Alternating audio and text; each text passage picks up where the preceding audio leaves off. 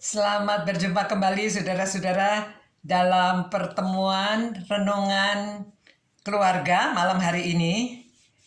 Kita sudah merenungkan firman Tuhan bagaimana kita mengasihi Allah dengan segenap hati, segenap jiwa, segenap akal budi, segenap kekuatan kita.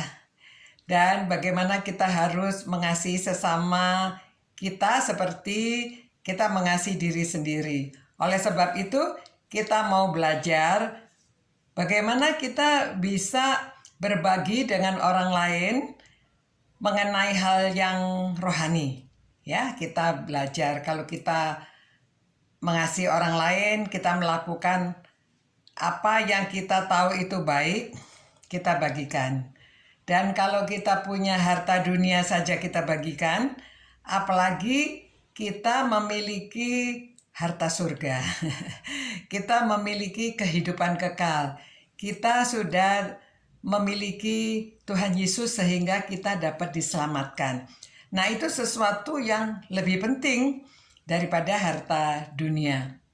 Maka kalau kita mengasihi orang lain, kita perlu juga berbagi tentang harapan kita di dalam Tuhan bahwa kita bisa memperoleh hidup kekal.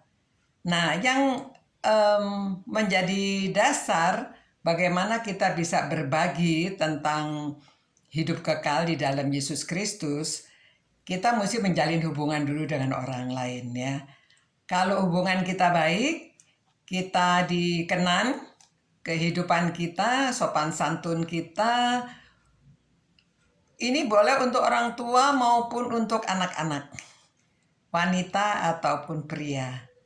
Apalagi juga untuk yang lansia, karena orang-orang yang sudah lansia itu mereka juga memikirkan kehidupan mereka di dunia ini mungkin tidak lama lagi.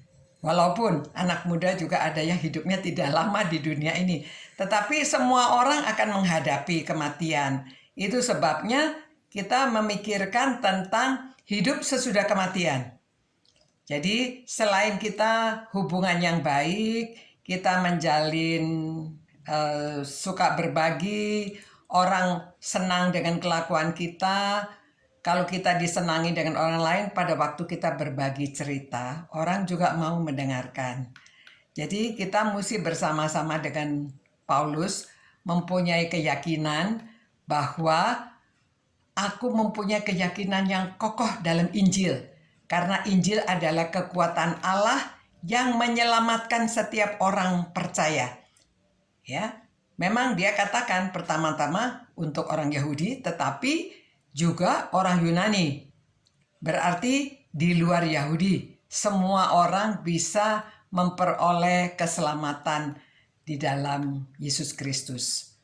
Jadi saudara, hari ini mungkin kita hanya merenungkan ayat ini bahwa kita mempunyai keyakinan yang kokoh seperti Paulus ya di dalam Injil, bahwa Injil itu adalah kekuatan Allah yang bisa menyelamatkan setiap orang yang percaya. Jadi kita perlu berbagi supaya orang lain juga bisa mendengarkan Injil ya. Jadi saudara-saudara, kita mengasihi Tuhan, kita mengasihi sesama juga, dan kita mengasihi diri kita. Jadi saya harap saudara semua yang mendengarkan renungan malam hari ini, saudara semua sudah beroleh keselamatan di dalam Tuhan Yesus Kristus. Kalau di antara saudara ada yang belum, ya mari kita berdoa bersama-sama supaya Roh Kudus membuka hati kita dan kita beroleh keselamatan di dalam Tuhan Yesus. Jadi kalau di dalam keluarga saudara ada yang sudah terima Tuhan Yesus, silakan berbagi karena saudara mengasihi mereka juga. Dan supaya mereka tahu karena kasih kita juga mau berbagi. Ya, mari kita berdoa. Tuhan Allah Bapa kami yang mengasihi kami, yang sudah memberikan Yesus Kristus kepada kami, sehingga kami dapat diampuni dosa kami, dan kami dapat beroleh keselamatan. Kami dapat beroleh hidup kekal. Itu sebabnya ya Tuhan, kami mohon kiranya Roh Kudus sendiri yang menguasai diri kami masing-masing, sehingga kami mau membuka hati untuk menerima firman Tuhan, untuk menerima Injil di dalam Yesus Kristus.